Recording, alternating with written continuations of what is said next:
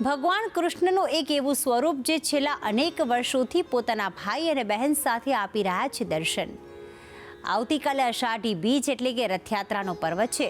ત્યારે આવતીકાલે અમદાવાદનું જગન્નાથ મંદિર હોય કે ઓડિશામાં સ્થાપિત જગન્નાથપુરીનું ધામ હોય, ત્યાંથી રંગે ચંગે નીકળે છે જગન્નાથની રથયાત્રા. ભગવાન જગન્નાથ જે કરોડો ભક્તોની આસ્થાનું કેન્દ્ર છે. ઓડિશાનું જગન્નાથપુરી મંદિર જે ચારધામ યાત્રા પૈકીનું એક યાત્રાધામ છે. તો ચાલો રથયાત્રાના એક દિવસ પૂર્વે આપણે કરીએ જગન્નાથપુરીની યાત્રા.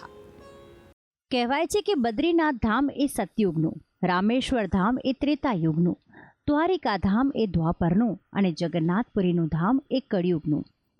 જગન્નાથપુરી ધામ એ ભારત દેશના ઓડિશા રાજ્યમાં આવેલું એક પવિત્ર યાત્રાધામ છે. આ ભવ્ય મંદિરના અધિષ્ઠાત્રા અને પૂજનીય દેવ છે ભગવાન જગન્નાથ.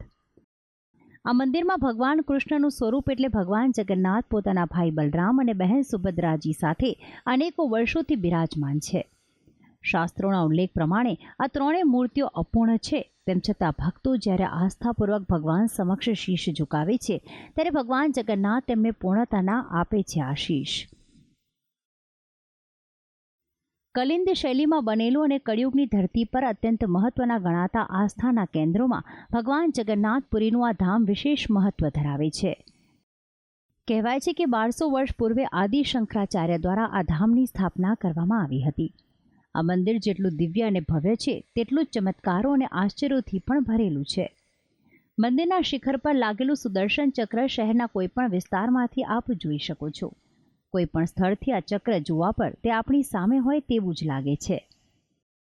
આ મંદિરમાં સદીઓથી ભગવાન શ્રી જગન્નાથ, ભાઈ બલભદ્ર અને બહેન સુભદ્રાની કાચની મૂર્તિઓની જ પૂજા કરવામાં આવે છે. ત્યારે મોટી સંખ્યામાં ભક્તો નિત્ય અને ખાસ તો રથયાત્રાના દિવસે પરમાત્માના દિવ્ય સ્વરૂપના દર્શન કરવા ઉમટી પડે છે.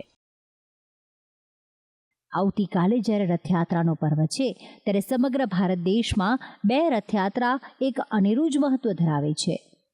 એક છે ગુજરાતના અમદાવાદની અને બીજી જગન્નાથપુરીની. જે રીતે અમદાવાદની રથયાત્રાનું વિશેષ મહત્વ છે, તે જ રીતે જગન્નાથપુરીની રથયાત્રા પણ ઐતિહાસિક છે.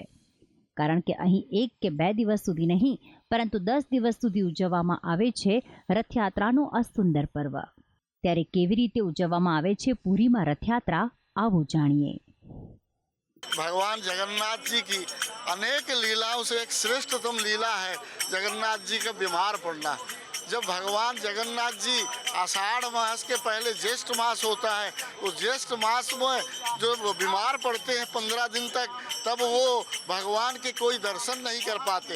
वो अंदर पट्टी लगी रहती है बांस की, उस पट्टी के अंदर भगवान रहते हैं.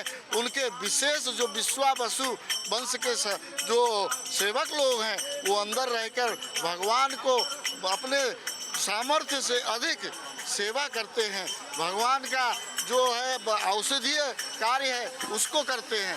करने से क्या होता है कि भगवान धीरे धीरे धीरे धीरे 9वीं तिथि तक वो ठीक होने लगते हैं.